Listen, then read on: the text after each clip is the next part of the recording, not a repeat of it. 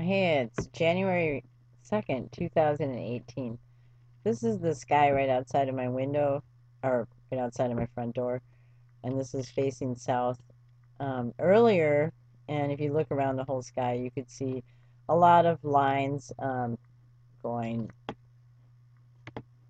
like across the screen this way, and this one is spreading up um, all over the sky. So soon the sky will be cloudy completely. This is toward the sun, which is kind of funny because it looks like the sun is actually melting into the sky. But see how these are spreading these lines, and they were earlier just lines like what you see down here, just straight across, with a couple of other ones that were going up and around. Definitely doing more to the sky than just simple trails left by airplanes. This is in Wisconsin. This is one more where you can see the lines, but what's happening actually is it's spreading up across the sky, and you can see faintly some little lines across here, but they're all over the sky. So this is from the National Weather Service, and I want to show you what I see on the radar that is interesting to me. Let's get over here by Wisconsin. Oops, sorry about that. Okay, on the radar you see this line coming across here. And then you see down in here that beam projecting right out toward that. See? I can't stop it, so you just have to see the flash of it. Oops, I'm sorry. I'm really sorry. Please forgive me. Right out toward this. Now, it's really easy to see. This is just a smaller version of what I just showed you. You'll see it pop up right there. And it's just the Doppler radar for the National Weather Service. See? And this is the forecast in my area. Right now it's 9 degrees, which is really cold. Cold this afternoon. And then snow showers likely. Well, it seems like they're creating them, if you ask me. And then continued cold and cold and cold and cold through Saturday. And this up here is a little some information about it. Has been a very cold period across southern Wisconsin since Christmas Day. Very cold temperatures and bitter cold winds have been occurring nearly every day so far during this period. The forecast has this very cold period continuing through the week before moderating to values closer to seasonal normal on Sunday.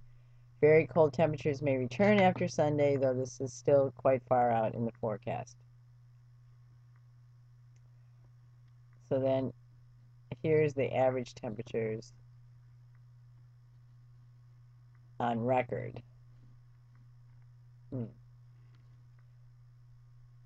So I guess this is an unusual temperature. So I'm going to click on the climate review for my area. Despite the recent bitter cold spell, the year 2017 wrapped up as one of the top 10 warmest on record in Milwaukee. The average temperature was 50.6 degrees, which is 2.7 degrees above annual normal. This was the 6th warmest year on record. And it's not going in sequence. It's varying at different times all the way back to 1931, 1921, as you can see.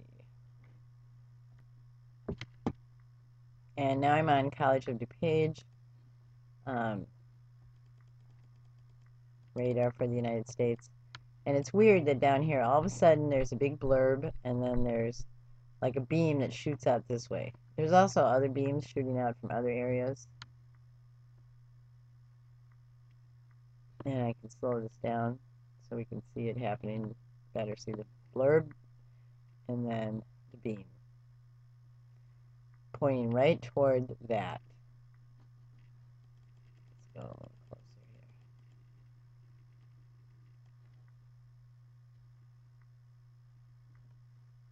here. And right in here is expected to get snow.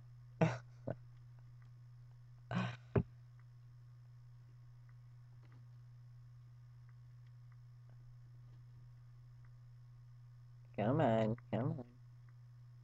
It'll show up in just a second. I know you have valuable time, and so do I. There's the blurb, and then there's the beam. Let's stop it and go back. There's the beam. And the timestamp. I have to unzoom for that. Timestamp. There we go. January 2nd, 2018, 1935 for time.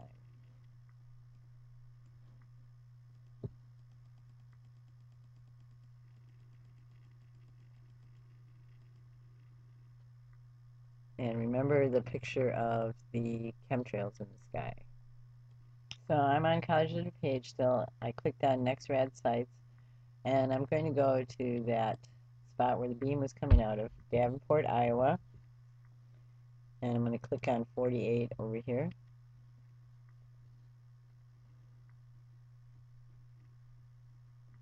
And we can see the beam, but let's slow it down a little.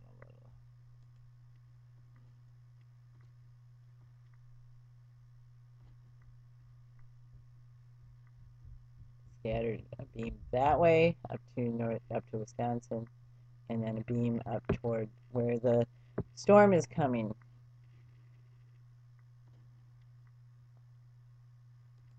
There we go.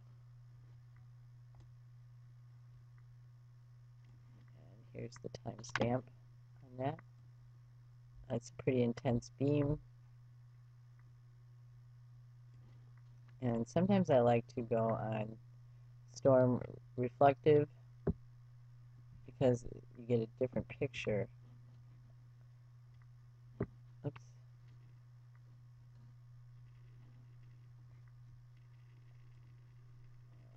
Stop it. Let's go back. Oops. Look at that right there. That's interesting. All right, forward.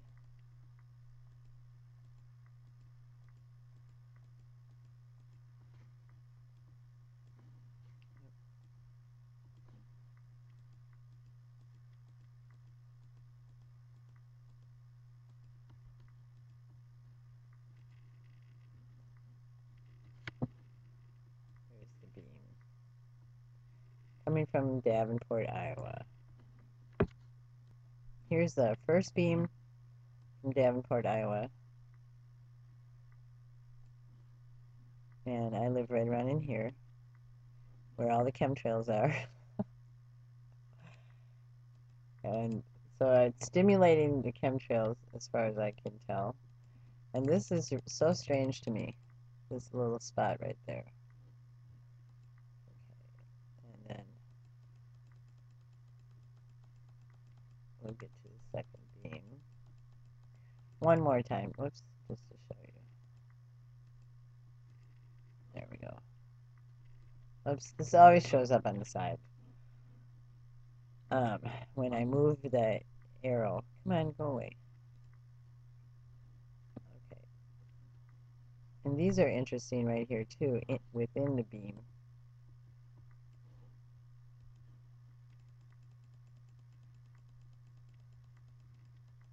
See that pattern? Which doesn't show up if the beam isn't there. Interesting. Or maybe not to you. So this is an article in the Daily Mail, I'm sorry, from 2014 by Mark Prigg. The laser that can make it rain. Researchers unveil radical system to start storms and create lightning on command. Researchers have developed a new technique to cause rain and lightning by firing a laser at clouds. The technique uses a double laser to stimulate particles within a cloud. The technique could one day be used to create rainstorms and even lightning on command. Lightning storms over Africa. The new technique would allow researchers to trigger rain and lightning storms on command by firing lasers into clouds. And here's a whole article if you feel like reading it yourself. But this short little thing over here, how to make it rain. Water condensation and lightning activity in clouds are linked to large amounts of static charged particles. Stimulating those particles with the right kind of laser holds the key to possibly one day summoning a shower when and where it is needed. Or where it's not needed. Whatever they want to do. Researchers say the key was to surround the beam with a second beam to act as an energy reservoir, sustaining the central beam to greater distances than previously possible. And then it says it over here. The secondary dress beam refuels and helps prevent the dissipation of the high-intensity primary beam, which on its own would break down quickly.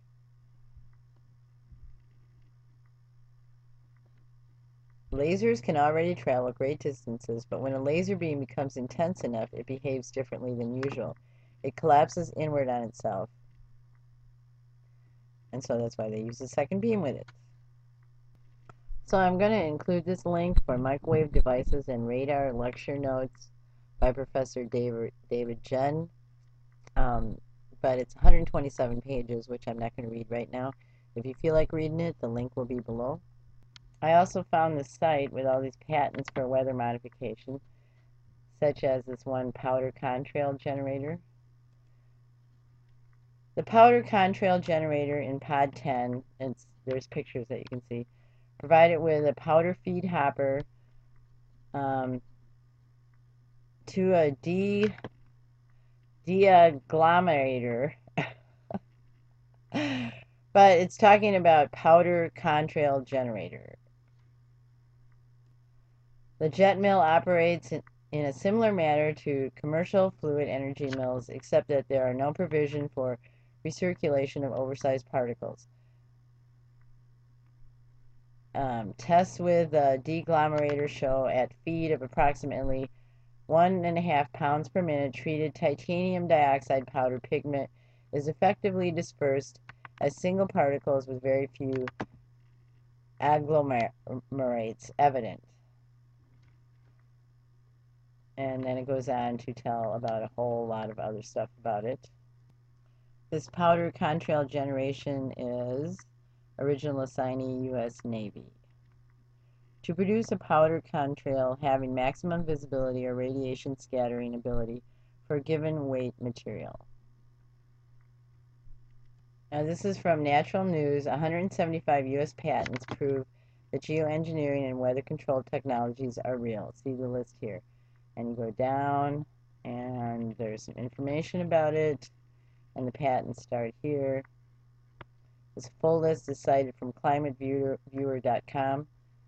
1891, all the way up to modern day. I'll just skim through it really fast.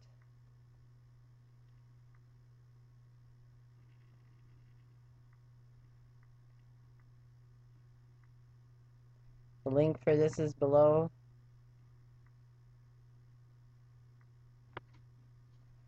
Weather modification utilizing microcapsulated material. On and on and on. And on and on. And my time's running short.